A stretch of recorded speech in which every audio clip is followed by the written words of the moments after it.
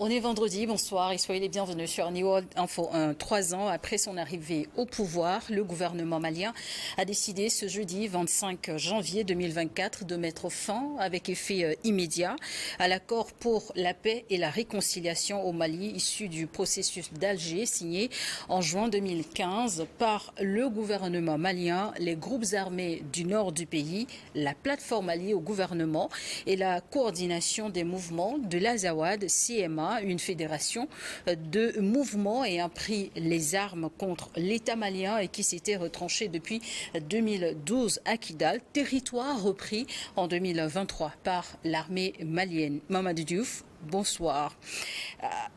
Alors, le petit rappel historique que j'ai fait, c'est exact? Bonsoir Charlotte, c'est exact. Puisque l'accord a eu lieu à un moment donné où, contrairement à aujourd'hui où Kidal est entre les mains des autorités centrales du Mali, Kidal était entre les mains de ces groupes Touareg de façon générale qui étaient regroupés dans un certain nombre de structures. Parce qu'il n'y en a pas un seul, il y en a plusieurs. Et il est bon de préciser qu'au moment de signer les accords, parmi les groupes Touareg qui étaient là-bas, ce qu'on appelle la plateforme dont vous parlez, c'est des Touaregs, c'est vrai, mais qui sont du côté du pouvoir malien. Ce qui était complètement différent de la CMA qui était plutôt à l'opposition.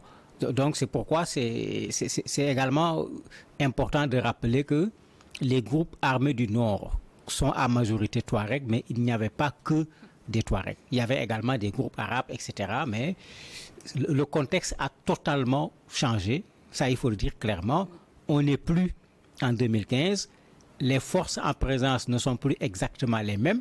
Les regroupements au niveau des groupements Touareg ne sont plus exactement les mêmes, mais l'armée malienne également n'est plus la même. Elle est montée en puissance d'une façon indiscutable, de sorte que, contrairement en 2015, où on peut dire que l'armée malienne, l'État malien avait signé des accords plutôt en situation de faiblesse, aujourd'hui c'est l'État malien, c'est l'armée malienne qui est plutôt en situation de force. Et ça fait que, bien sûr, avec toutes ces données qui ont changé, mais l'accord en tant que tel, les accords d'Alger comme on les appelle, ne pouvaient plus avoir aujourd'hui le même sens que le sens que ces accords avaient en 2015. 9 ans après sa signature, le nouveau gouvernement malien a décidé de mettre un terme à cet accord-là. Justement, qu'est-ce qui aura entraîné l'annulation de l'accord d'Alger? En fait, pour simplifier, le gouvernement malien a fait un communiqué annonçant le décès tout simplement. Mais l'accord, on l'a dit plusieurs fois sur ce plateau, l'accord était caduc depuis longtemps. Pour deux raisons. La première raison, vous avez la plateforme. Je disais que c'est des groupes Touareg, mais qui sont du côté du pouvoir malien. Quand le CSP a décidé à un certain moment de prendre les armes, la plateforme s'est désolidarisée. Vous avez des groupes Touareg qui étaient signataires des accords d'Alger, qui n'ont pas accepté de suivre la CMA en particulier dans ce qui a entraîné finalement cette opération militaire qu'on a vue au niveau du nord du Mali. Donc au niveau des signataires, vous avez déjà une certaine division. La deuxième chose, c'est l'Algérie. Tout le monde sait que l'Algérie a joué un rôle extrêmement important dans la signature de ces accords. Ce n'est pas pour rien qu'on parle des accords d'Alger. Mais tout le monde connaît également comment la situation, la relation entre l'Algérie et le Mali est mauvaise. Et le même jour où on a fait le communiqué qui signe le décès des accords d'Alger, le même jour, on a vu que dans le communiqué, on dit clairement qu'il y a des actes d'hostilité et d'instrumentalisation de la part des autorités algériennes dont le pays a été le chef de file de la médiation. Tout en reconnaissant qu'ils ont été chefs de file de la médiation, le Mali accuse clairement l'Algérie d'instrumentaliser ces accords, bien sûr aux dépens du pouvoir central du Mali. Vous avez d'autres éléments qui interviennent. Vous avez la MINUSMA qui était là, qui après, au moment où la MINUSMA venait, cela ne faisait pas partie du mandat de la MINUSMA parce que les accords n'existaient pas, mais cela a été ajouté à un certain moment au mandat de la MINUSMA. Et comme tout le monde le sait, la MINUSMA ne se trouve plus sur le sol malien. Vous avez la France, etc. Donc, au-delà des acteurs maliens, il y avait d'autres acteurs qui n'étaient pas des Maliens. Et quand vous regardez le contexte aujourd'hui, tous ces éléments ont totalement changé. La France, la MINUSMA, ce n'est plus la peine d'en parler. L'Algérie, les relations ne sont plus bonnes. On se rappelle que chacun avait appelé son ambassadeur à un certain moment, mais le contexte a plus que changé. Justement, est-ce que vous direz pour autant que les divisions en interne ont joué contre l'avenir de cet accord? Non, ce qui a le plus joué contre l'avenir de cet accord, c'est le changement du rapport de force. C'est ça qui a le plus joué. L'armée malienne a senti à un certain moment qu'ils sont capables d'aller prendre Kidal. N'oubliez pas que pendant la reprise du territoire malien avec l'aide de la France, arrivé à ce niveau, la France avait demandé à l'armée malienne de ne pas rentrer dans Kidal. On se rappelle de ça et cela avait créé une sorte de révolte, une révolte totalement compréhensible puisque Kidal fait partie du Mali. Il n'est pas logique qu'on dise à l'armée malienne, vous ne pouvez pas rentrer à Kidal. Avec ces accords, quelques pas avaient été faits pour ce qu'on appellerait des forces mixtes qui devraient pouvoir assurer le contrôle de Kidal et autres. Ça faisait partie des éléments des accords. Mais cela a commencé, mais cela n'avait pas véritablement abouti. Mais à un certain moment, le rapport de force était favorable. L'État malien s'est rendu compte qu'il pouvait aller se promener au niveau de Kidal et que les groupes Touareg n'étaient pas en mesure de résister. Mais ils ont trouvé une stratégie. Le départ de la MINUSMA, ils l'ont couplé avec une récupération non pas des bases de la MINUSMA, mais également des territoires où se trouvaient les bases de la MINUSMA. Bon, ce que les Touaregs ont compris, ils ont essayé de résister, mais au final, il n'y a pas eu la bataille de Kidal, n'a pas eu lieu. Parce que ça également, il faut le dire, il n'y a pas eu la bataille de Kidal. Ils se sont plutôt dispersés. C'est de ça qu'il faut plutôt parler quand on regarde les faits. C'est plus une dispersion qu'une victoire. Et malheureusement, c'était ça également que la France avait fait. La France avait dispersé les groupes armés terroristes. Il n'y avait pas eu une victoire et on a vu les groupes armés terroristes revenir plus tard, y compris pendant que la France était encore au niveau du Mali. Et c'est pourquoi l'esprit de l'accord d'Alger, il faut le préserver. Cela dit, l'armée malienne doit toujours rester en alerte sur le territoire de Kidal. Mais bien sûr, les groupes Touareg décrètent des embargos sur des voies de communication, ils vont empêcher le ravitaillement par l'Algérie, etc. Ça veut dire que le problème n'est pas résolu de façon entière. C'est pourquoi je disais tout à l'heure, l'esprit doit être préservé, parce que quand on regarde les accords d'Alger, le cinquième élément au niveau des accords d'Alger concernait cette réconciliation nationale, concernait le fait qu'on utilise le dialogue et la paix comme instrument pour résoudre les problèmes. Et bien sûr, comme les armes ont parlé, cette partie a plutôt sauté au niveau des accords. Mais pour moi, cet esprit doit être préservé parce que la paix au Mali passera également par la paix au niveau de Kidal et de toutes ces zones habitées par des Touaregs qui, il faut le rappeler, sont des Maliens. Les raisons sont multiples. Mais Mamadou Diouf, on se rappelle également que les tensions diplomatiques entre le Mali et l'Algérie se sont accentuées courant fin 2023. Bamako ayant accusé Alger d'atteinte à la souveraineté dans le cadre du processus de paix d'Alger, justement. Est-ce que là également, il y a un lien? Il y a un lien puisque l'Algérie a reçu des Touaregs, ce qui est logique, puisque même quand ils sont venus, quand les Touaregs se sont dispersés, tout le monde sait qu'une partie ont traversé la frontière algérienne. Et ça, il n'y a pas d'élément nouveau, c'est ça qui a toujours été la réalité dans cette zone. Ce que Bamako n'a pas accepté, c'est que l'Algérie a continué à négocier à prendre langue avec ces groupes Touaregs, que Bamako ne considérait plus comme des groupes Touaregs, mais que le Bamako considérait comme des groupes terroristes. Bon, vous imaginez, quand on change le vocabulaire, si vous recevez, entre guillemets, mes terroristes, bon, c'est comme si vous soutenez mes terroristes. Bamako a pris cette ligne, Alger a dit non, c'est nous qui étions chefs de file de la médiation, c'est notre rôle, puisque Algérie a toujours dit qu'il faut maintenir les accords d'Alger. Bien qu'au niveau de Bamako, vous aviez déjà un débat interne où les gens disaient que l'accord était caduc avant même la prise de Kidal par l'armée malienne. Vous avez beaucoup de gens qui disaient que l'accord était caduc et l'accord même était mauvais parce que le Mali avait signé en position de faiblesse. Mais en plus, l'Algérie a reçu l'imam Dicko.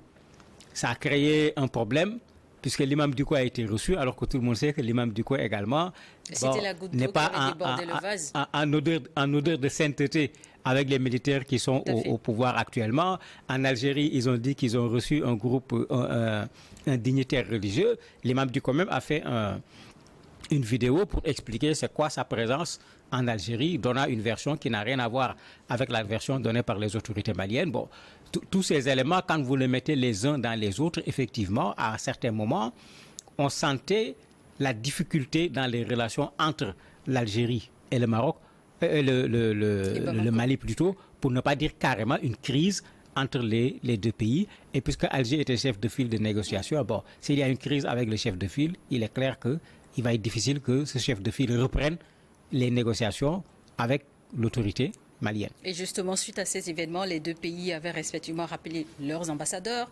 Quelle est la situation aujourd'hui? Apaisée, mais pas résolue.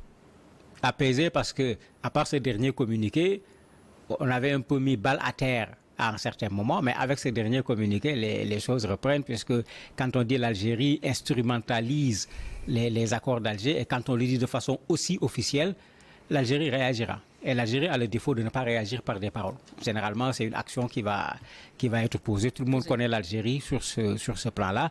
Et ce n'est véritablement pas la meilleure des choses pour la relation entre les deux pays. Il est préférable, quand on est des pays frontaliers, surtout quand on a une frontière aussi problématique en termes de sécurité, pas seulement avec les groupes Touareg, mais avec les groupes armés terroristes, avec les bandits de grand chemin, parce qu'ils sont également là-bas. Il vaut mieux que les deux pays s'entendent pour pouvoir gérer cette frontière à problème. Toujours dans la recherche de l'unité et la paix au Mali, la transition a annoncé un dialogue direct intermalien pour la paix et la réconciliation. Mamadou Diouf, est-ce qu'on peut considérer aujourd'hui, avec l'accord d'Alger qui vient donc, si je peux le dire ainsi, tomber à l'eau, serait l'objectif pour le Mali, serait de trouver avec ce dialogue-là une alternative? Mais quand le dialogue a été annoncé, les gens avaient dit, mais attendez, l'accord d'Alger est mort. Parce que les accords d'Alger, il y avait l'Algérie, il y avait d'autres pays. Ce n'était pas le Mali seulement avec les groupes Touareg qui étaient au niveau du nord. Il y avait d'autres pays. Mais ici, avec ce dialogue, il était clair qu'on allait vers un dialogue malien, intra-malien même, il faut dire, et direct, c'est-à-dire sans passer par des intermédiaires. Alors que de l'autre côté, c'est l'Algérie qui était l'intermédiaire principal. Mais ça signifiait qu'on déposait de côté cet accord pour préparer un autre accord. En ce moment, on n'avait pas. C'est pourquoi j'ai dit au départ que c'est l'annonce du décès. Le décès était déjà là, mais on vient d'annoncer le décès tout simplement. Mais avec ce dialogue interne, c'était clair qu'on avait déposé ce truc-là de côté. La difficulté, c'est que le dialogue interne, est-ce qu'il pourra prendre en compte tous les groupements Touareg, en particulier la CMA, considérés comme des groupes terroristes? C'est là où le problème va se poser, parce que sinon, ça risque d'être un dialogue à la tchadienne, ou bien un dialogue comme on l'a vu dans beaucoup d'autres pays, où certains des mouvements armés participent au dialogue, les autres ne participent pas. Quelle que soit la conclusion des dialogues, on est encore en situation de crise, même si on peut dire que l'intensité de la crise diminue, parce que certains vont accepter de déposer les armes. Et le dialogue a été annoncé il y a de cela plusieurs mois, mais justement, est-ce qu'il finira par se tenir avant la fin de la transition? Obligatoirement, ce dialogue doit se tenir, parce que si on supprime les accords d'Alger et on laisse un vide, le problème Touareg n'a pas été réglé. Parce que les accords d'Alger n'ont pas réglé le problème Touareg. Justement, les accords, c'est un texte qui devait être mis en œuvre avec une feuille de route. La feuille de route a commencé. La question de la décentralisation, la régionalisation faisait partie de la feuille de route. Rappelez-vous, quand on a voulu faire le référendum au niveau du Mali, ça a créé problème. Le mouvement Touareg, dans son ensemble cette fois-ci, avait dit non, parce que l'esprit des accords, c'était une décentralisation très forte, voire même une régionalisation. Et eux, ils entendaient par cette régionalisation que le gouverneur de Kidal soit nommé au suffrage direct, pas par le Mali. Et ça, on ne l'avait pas mis dans la Constitution. Ils l'ont contesté, ils l'ont réclamé au niveau du projet de la Constitution. Ils ne l'ont pas eu. Ils ont empêché les votes à l'époque. Donc, c'est pour dire que dans la mise en œuvre, il y a des éléments qui n'ont pas été mis en œuvre. Vous avez le côté militaire. Le désengagement qu'il fallait faire, la réinsertion, ça a commencé un peu, mais ce n'est pas allé loin. Donc la mise en œuvre n'a pas été effective. Pour dire que si on dit les accords d'Alger ne sont plus là et on laisse le terrain comme tel, on n'a pas résolu le problème. Donc il faut nécessairement un autre dialogue qui, à mon avis, devrait prendre l'esprit des accords d'Alger, l'adapter à la situation actuelle et essayer d'intégrer la CMA en particulier pour trouver une solution définitive au lieu d'avoir une partie d'une solution. Et donc ce dialogue représente donc une étape cruciale. Mais tout à fait. Le Nord Mali, on l'oublie parce que les groupes armés terroristes sont devenus les groupes dont on parle le plus. Mais c'est les groupes Touareg qui ont déstabilisé le Nord Mali d'abord. Les groupes armés terroristes sont venus après la déstabilisation des groupes armés Touareg qui avaient vaincu l'armée malienne sur une bonne partie du Nord Mali. On l'oublie. Ça veut dire que le problème, il est sérieux. Non seulement il est sérieux, quand vous faites l'histoire de l'indépendance du Mali jusqu'à aujourd'hui, combien de fois ces groupes Touareg se sont rebellés contre l'État malien? Il y a un problème de fond. Il vaut mieux résoudre ce problème de fond. Avoir une solution définitive que de chercher aujourd'hui une solution partielle qui, dans 10 ans, va ressortir et recréer des problèmes. Regardez ce qui se passe en RDC avec le M23. On pensait avoir résolu le problème. On a vu ce que ça donne. Rappelez-vous de la Centrafrique avec les accords qui avaient été signés à Khartoum. On a vu le problème aujourd'hui. Donc, il vaut mieux prendre le temps de trouver une véritable solution pour qu'on ne parle plus de problème Touareg au niveau du Mali. Y a-t-il des risques à ce que les Touaregs ne participent pas à ce dialogue-là au moment venu? Certains mouvements y participeront. La plateforme, par exemple, qui s'était déjà désolidarisée, qui n'avait pas accepté la reprise des armes, la plateforme va pouvoir participer avec d'autres mouvements au niveau de ce dialogue intra-malien. Le problème, c'est ceux qui avaient pris les armes. Alors que c'est ceux qui prennent les armes qui posent problème généralement. Si vous dialoguez avec ceux qui ont déposé les armes, mais ce dialogue ne ramène pas la paix. Vous allez intégrer une partie du problème dans un processus en laissant l'autre partie en dehors du processus, alors que ce qui pose problème, c'est plus ceux qui ont pris les armes que ceux qui n'ont pas pris les armes. Parce que la plateforme a finalement épousé la position de l'État malien et supporté l'État malien dans la lutte contre les autres groupes Touareg qui avaient préféré prendre les armes au lieu de déposer les armes. L'accord d'Alger est un dossier très important à l'arrivée du colonel Assimi Goïta au pouvoir, vu l'enjeu sécuritaire dans le pays. Quelle analyse faites-vous globalement de la gestion justement du colonel Assimi Goïta, de cette question sécuritaire de la situation actuelle au Mali? Il y a des hauts, il y a des bas. Il y a des hauts puisque l'armée malienne est incontestablement montée en puissance et l'armée malienne aujourd'hui, sans l'amunissement, sans la France, est en train de faire du résultat sur le terrain. Mais il y a des bas. Il y a des bas parce que, on l'a toujours dit, la solution militaire, de façon totale, ne va pas résoudre le problème qui se pose dans le Sahel aujourd'hui. Tous les analystes sérieux l'ont dit. Il faut qu'on arrête le tout militaire et qu'on intègre d'autres éléments. Parmi ces éléments, il y a cette question de réconciliation entre les Maliens. Parce que le problème n'est pas seulement un problème Touareg. Il y a la question entre les Peuls qui est là avec les Dogons. Vous avez les difficultés rencontrées par les populations maliennes. Actuellement, beaucoup de populations font des marches pour des questions d'électricité et autres. Il faut également résoudre ces problèmes parce que, je le dis toujours ici, quand une transition dure, ceux qui dirigent la transition seront obligés de résoudre tous les problèmes. Alors que ce n'est pas la vocation d'une transition. La transition vient pour remettre les choses sur les rails et puis laisser le train partir pour que les gens règlent les problèmes. Ils sont en train d'être rattrapés aujourd'hui par tous les problèmes du Mali. Et sur ce côté-là, il y a effectivement des bas. Mais l'autre bas, c'est les questions des libertés. Les gens n'aiment pas qu'on en parle. La presse malienne aujourd'hui ne parvient plus à être cette presse qu'on connaissait qui disait tout ce qui se passe.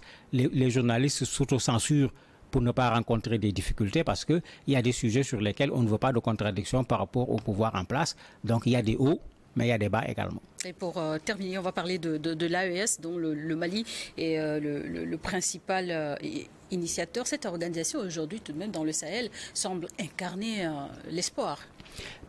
Dans l'esprit, oui. Dans la pratique, on attend. Parce qu'il ne faut pas vendre la peau de l'ours avant de l'avoir tué. Dans l'esprit, l'AES sera une organisation souveraine. Dans la pratique, on attend de voir.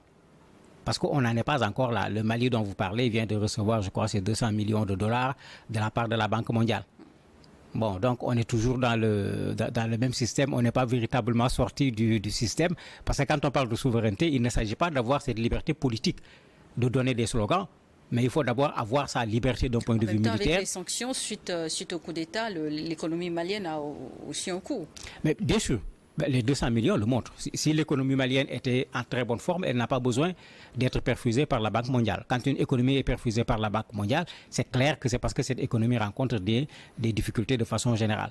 Mais, comme je dis, la transition qui dure engendre cela.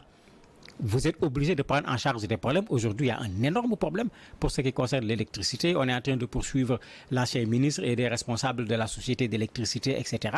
Mais ça ne résoudra pas le problème en tant que tel. Le problème, il est là, il est entier. Donc, d'ici la fin de la transition, tous ces problèmes ne vont pas pouvoir être résolus parce que ce n'était pas leur vocation. Mais si aurait été un président élu démocratiquement également, il n'aurait pas pu résoudre ces problèmes. Malheureusement, la transition dans son discours très fort donne aux populations l'impression que tout va être réglé. Mais ça fait qu'après, quand les populations vont faire le bilan, la déception risque d'être grande, à part un certain nombre de questions de souveraineté qui, du point de vue discours, sont résolues. Mais quand vous les regardez d'un point de vue pratique, il y a encore des problèmes qui restent. L'accord d'Alger 2015, on va dire, c'est fini, a annoncé les autorités maliennes. Est-ce qu'on devrait justement au Mali craindre une quelconque conséquence directe de cette décision prise par les autorités? Mais ça dépendra essentiellement de qu'est-ce que la CMA dispose comme force pour pouvoir continuer une perturbation d'un point de vue sécuritaire. S'ils en ont, ça va être un problème. S'ils n'en ont pas, on finira par oublier la CMA, parce que si la CMA ne peut pas se reconstituer en termes de rapport de force, la CMA va tout simplement disparaître de la scène malienne. Mais si elle se reconstitue en termes de force, comme l'a fait par exemple le M23 au niveau de la RDC bien des années après, ça va montrer qu'on n'avait pas résolu le problème. Et comme on ne l'avait pas résolu, le problème va ressurgir, ce qui n'est véritablement pas souhaitable, ni pour le Mali d'aujourd'hui, encore moins pour le Mali de demain. Merci beaucoup, Mamadi Diouf, d'avoir accepté de répondre à nos questions. Pour nos téléspectateurs, je rappelle que vous êtes notre éditorialiste. Merci à vous également de nous avoir suivis et à lundi pour un nouveau numéro.